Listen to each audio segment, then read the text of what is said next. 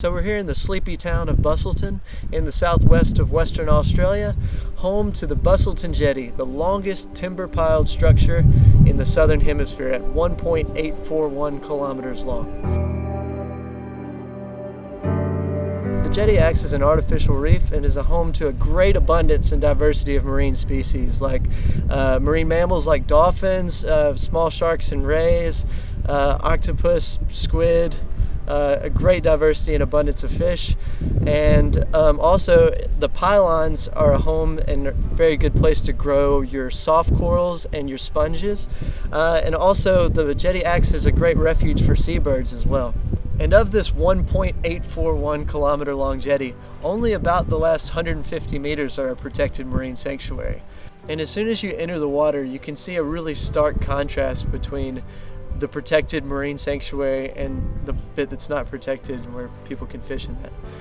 The colors in the marine park are very vibrant and beautiful, like the soft corals and the sponges are really thriving there.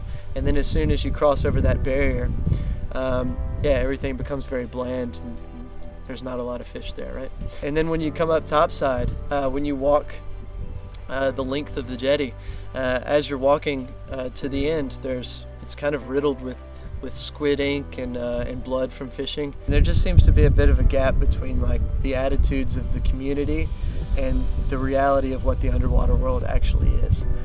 People that spend most of their time on the surface don't really seem to understand how their actions are fully affecting the underwater environment here. For instance, when I walk up and down the jetty, many times fishermen have stopped me and almost bragging, like really proud that they've fished and killed a shark, and not even to eat, just because they thought they were protecting the community from the grave threat of shark attacks. And I totally understand where these attitudes are coming from. As soon as you walk up to the jetty, you see a big shark safe swimming zone right offshore. As you walk down the jetty, you see signs that tell you it's a shark safe area and all these things. So the issue here really seems to be the divide between people's perception and the reality of what's actually underwater. Even diving in the sanctuary, it's not rare for me to pick up 10 or 20 fishing lures on a dive. There's heaps of fishing line that ends up getting cut and left down there and sometimes makes it into the marine sanctuary. The best thing I've seen under the jetty is probably octopus hunting at night. They use your torches and they go from bommy to bommy and dig their legs and all their tentacles up and everything.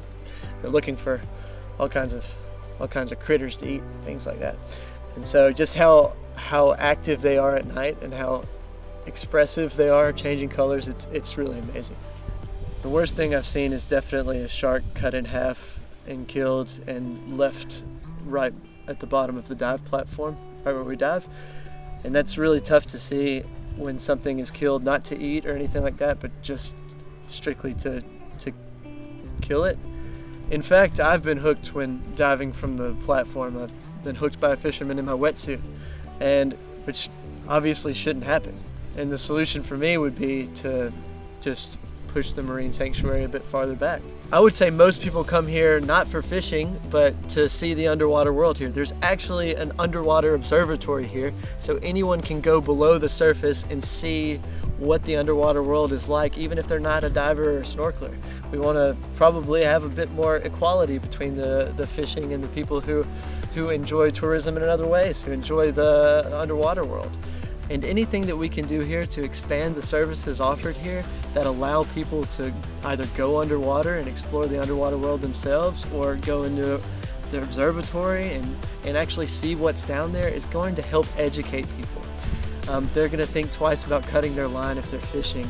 They're going to think twice about killing sharks, and they're going to see that the reality is not what we see from the surface. The reality is what's underwater.